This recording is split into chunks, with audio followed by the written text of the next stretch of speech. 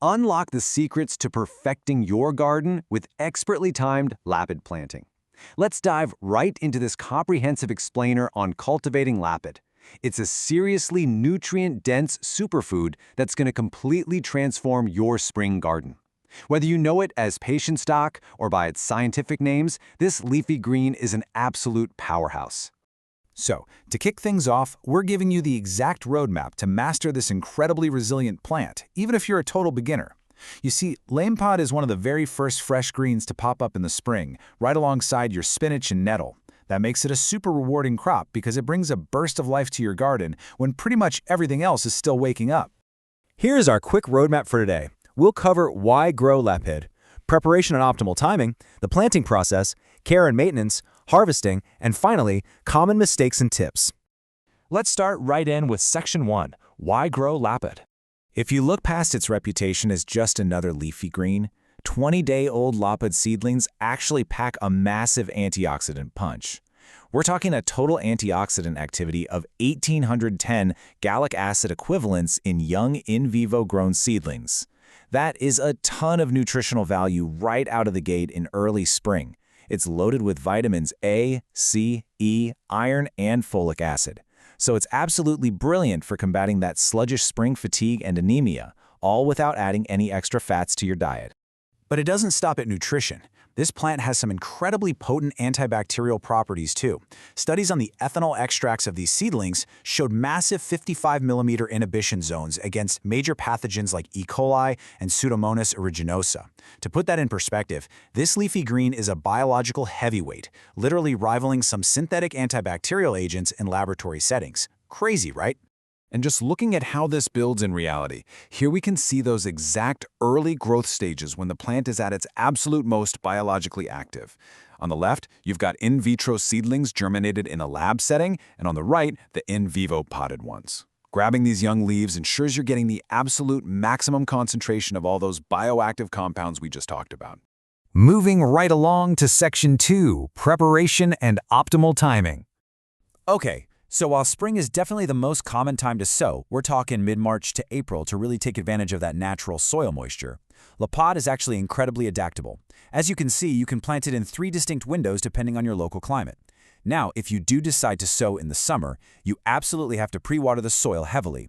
But if you opt for a fall sowing, well, you're setting yourself up for an amazingly robust, super early crop the following spring.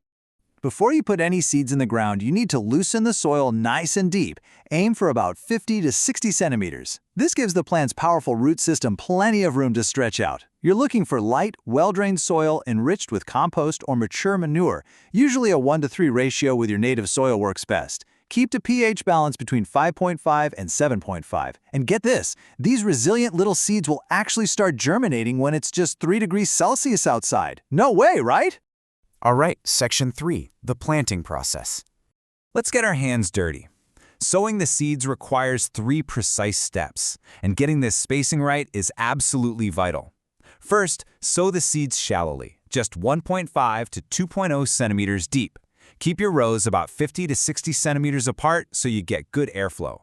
Then, once they sprout, you've got to thin out those seedlings to leave 15 to 20 centimeters between each plant. This stops them from competing for light and nutrients, which sets the stage for some massive leafy growth. Now, depending on the scale of your setup, you've got a choice and strategy here. Organized row sowing takes about 1.5 to 2.0 kilograms of seeds per decker, and it honestly makes weeding and maintenance a total breeze. But on the flip side, scattered sowing is a much denser approach. That takes about 4.0 to 5.0 kilograms of seeds and is typically used for late summer planting when you just want a thick, lush carpet of greens. On to Section 4, Care and Maintenance. So your seeds are sprouting. The secret to ongoing success here is consistent moisture. You want to provide about 25 millimeters of water weekly so the plant doesn't get stressed. Alongside that, a disciplined feeding schedule is key. Think a rich manure and phosphorus base in the fall, followed by some careful nitrogen application in the spring. Just be careful though. Too much nitrogen post-harvest makes the leaves grow super fast, but they'll become coarse and really unpalatable. Oh, and here's a pro tip. Use what we call radical rejuvenation. Basically, just cut the plant back entirely to the ground in late spring. It forces a fresh flush of sweet leaves and gets rid of any bitter tannins. Next up, Section 5, Harvesting. This is definitely the most rewarding part of this explainer. And the best part? You really don't have to wait long. The first harvest usually hits right as spring hits its stride. In just about 70 days, once the plant forms at least 4 true, well-developed leaves, you are ready to pick.